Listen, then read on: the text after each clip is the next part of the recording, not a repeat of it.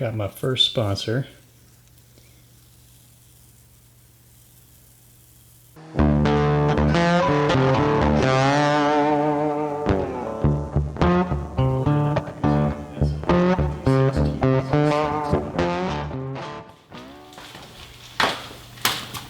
Alright guys, so I'm about halfway done with insulating my garage door here.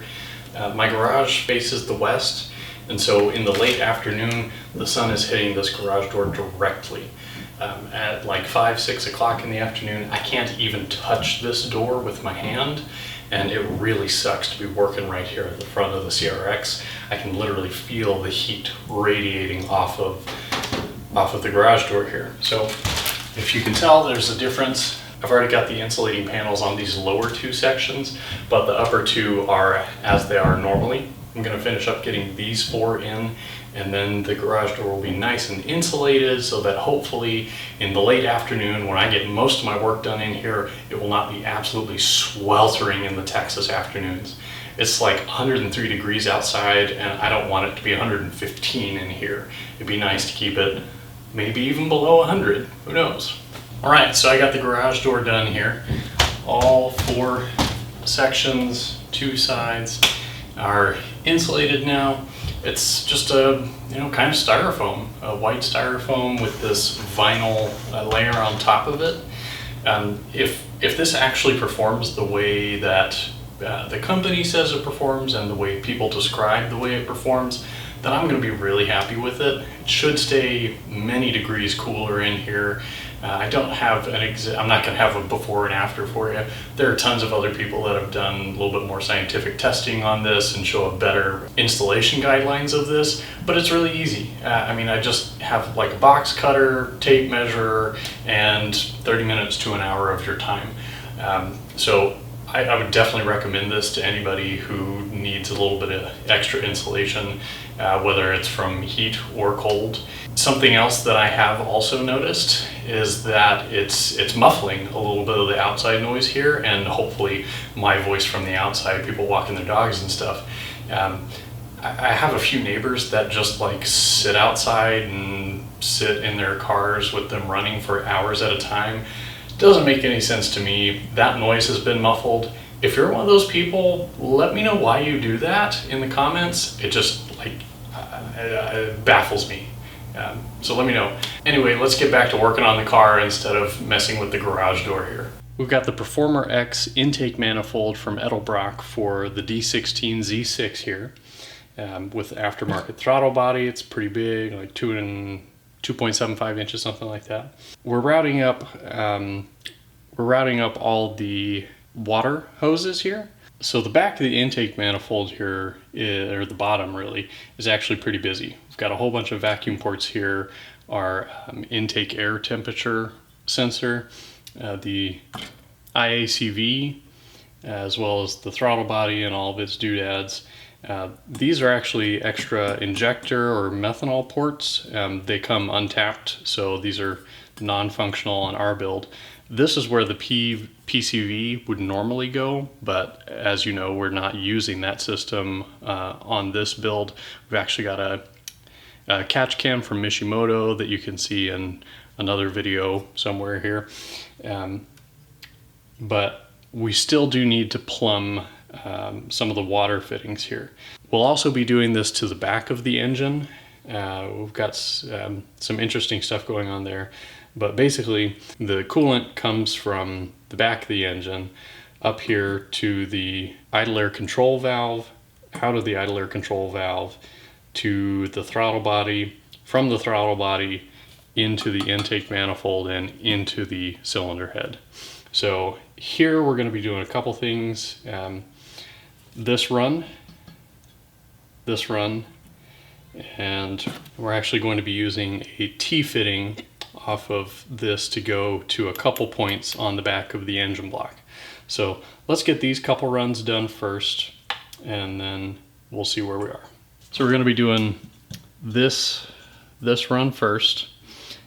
We don't want to be getting in the way of the throttle cable here. This is actually, the throttle cable comes from the firewall, kind of up here bolts onto here. This is our attachment point, and then the cable actually locks in here. So you step on the gas and it pulls like that, opens the throttle. So we don't want to get in the way of this actuation, so we're going to be running something like this. I picked up this heater hose from Pegasus, as with many other things on this build. It's 1/4 inch, and also got some little spring clamps here for all the various attachment points. I think I got about 5 feet of hose here, if I'm remembering right, but we definitely don't want to run out of this stuff. It only comes in blue. I normally would have gone black, but I'm definitely a function over form type of guy. So hey, if blue's all you got, blue's what I'll take.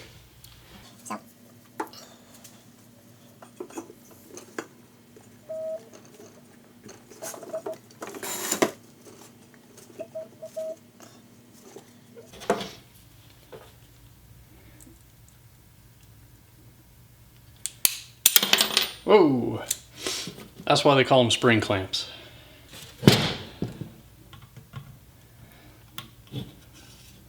So these spring clamps got aftermarket. These are stock Honda clamps that actually came off the IACV here, and it looks like they go on pretty well. They actually do seem to open up. Oh God, that fits perfect. Okay. Well, that was a miscalculation on my part. I think I do only have the 2 Honda clamps here. Next time I'm at the junkyard, I'll have to get a whole bunch of these guys. Well, that sucks. Can't get this fuel line on. Well, the fuel line fits fine. It's just the cap here that doesn't fit. It's a different thread size.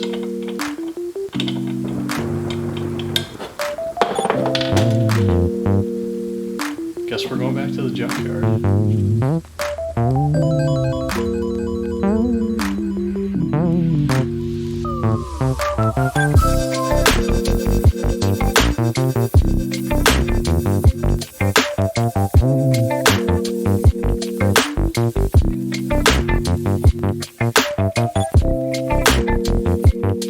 All right, so I came in here to test fit the intake manifold, check out all the hoses that I put on here, and we've got a lot of problems. First off, right here, this little vent is the vent for the gas tank, and that is almost touching the throttle body position sensor here. So we've got to figure something else out here. We have this tube, which comes from the catch can over here. This hose I just kind of, or this intake pipe, I just kind of put up here real easy. This is touching stuff. It's touching the throttle body. It's, it's touching the tubes. So we're gonna have to shorten this up a little bit. Then we have one of the hoses I put on here, which this one works super fine. Then there's another one on the back side. So let's go under here.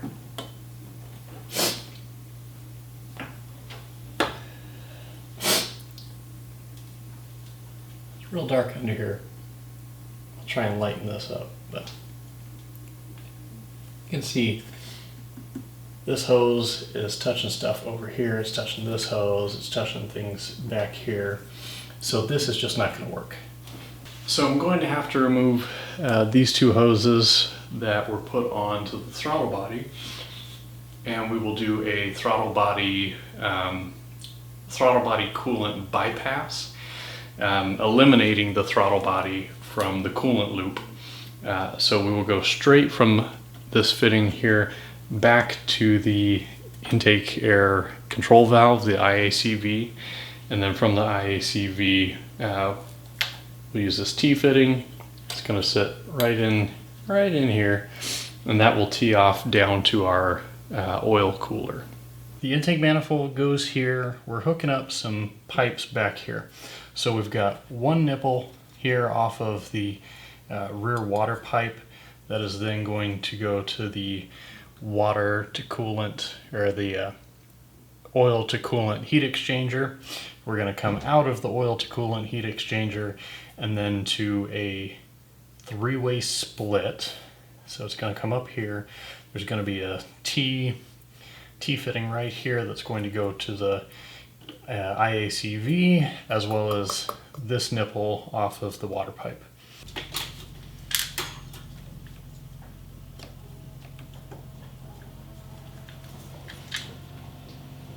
So we'll get that fitting on there really well. The alternator sits right down here, so we're going to try to avoid that as best we can. Should not be a problem. We don't want this to be too tight of a bend, but we do want to try and avoid the alternator as much as possible. So rather than going down here where we might interfere with some of the plugs for the alternator, we're going to go this top one.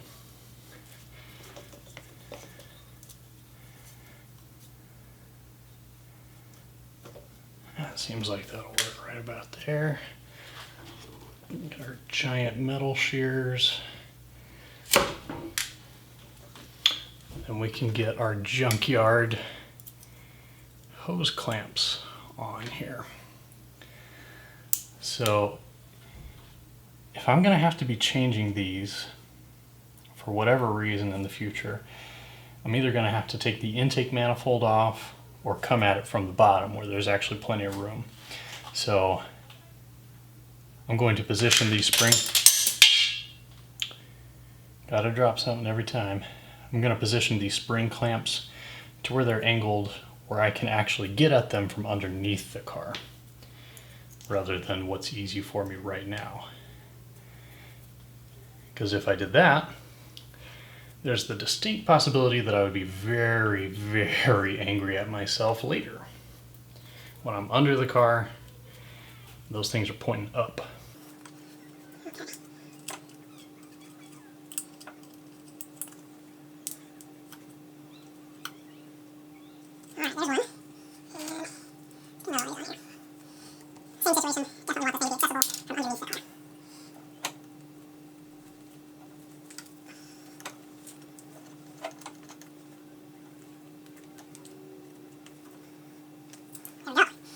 So that one's on there. There are specific hoses by Honda for these types of situations. However, a lot of the hoses have been discontinued, so that's why I'm using these aftermarket ones. So we've got that on. I do actually have an alternator laying around here, so let's check that out just to be sure that this fitment's going to work. Now it's starting to get a little bit crowded in here. We've got our turbo oil feed line, brake master cylinder, this hose here. Oh yeah, it's starting to get a little bit crowded.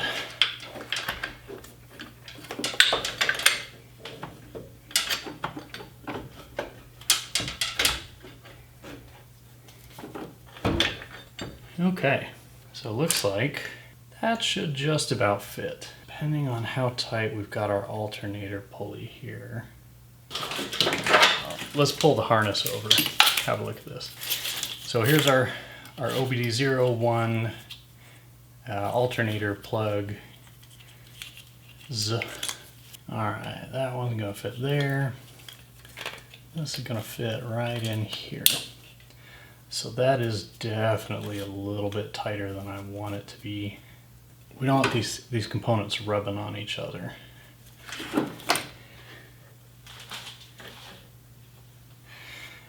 I don't have the alternator bolts right now. I should have those coming from Honda in the next few days. Well, I mean, hopefully they're on order. It's been a week. This hose should work. It's actually pretty close. I want to get those alternator bolts in to really see how this is fitting here. Because it should work, but I definitely don't want those rubbing on each other. like I said, we'll wait on that for another minute. So our T-fitting is going to fit right about here. So we're just going to have a tiny little run here. And this guy's going to come up and over, T in there. And this will go to the IACV. So let's see if any of these ones that we were using for the throttle body are going to fit here. That actually should be perfect. There's not a lot else going on down here under the intake manifold in this area, so we've got a lot of room to play with. Again, we're positioning these same way as before, where they're accessible from the underside if I ever need to replace them.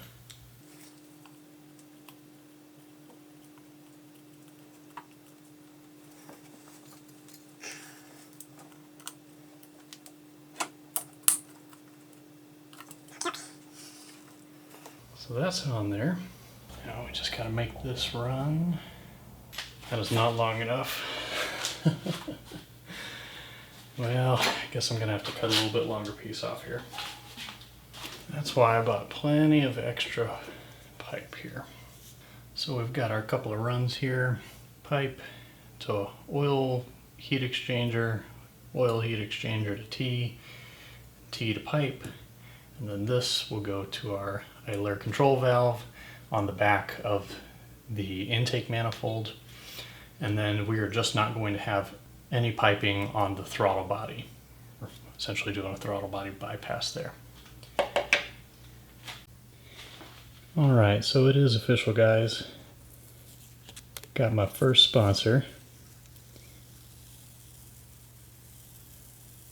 People over at Mishimoto were kind enough to sponsor the CRX. As far as I can tell, pretty much anybody can get sponsored.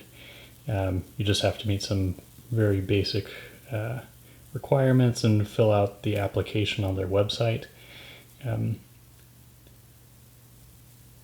Definitely check it out. I'll put a referral link below. But one of the things is that you have to put stickers on your car. So this is one of the two stickers. The other one's on the corresponding window on the other side.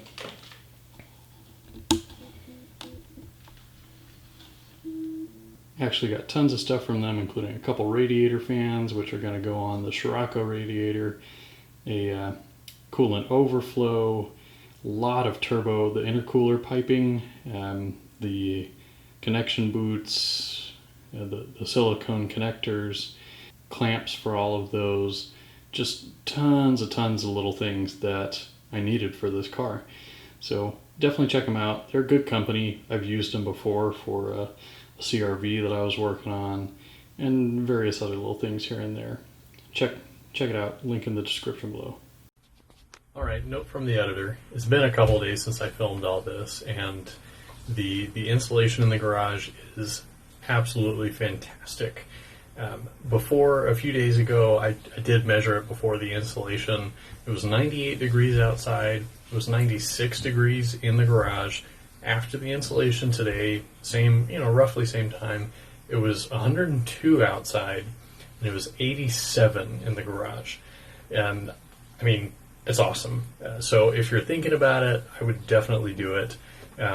It was off-gassing a little bit, so there was a weird little sweet smell, but I opened the garage for a little while and that was gone.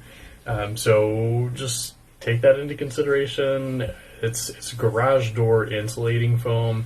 You can find it at Lowe's, Home Depot, all sorts of companies make it. I know some people in Australia make it as well. Surely you can find it wherever you are in the world, but I'll put some links in the description below. Thanks. Night. Alright, so that's going to be it for tonight, guys. Stay safe. Keep wrenching.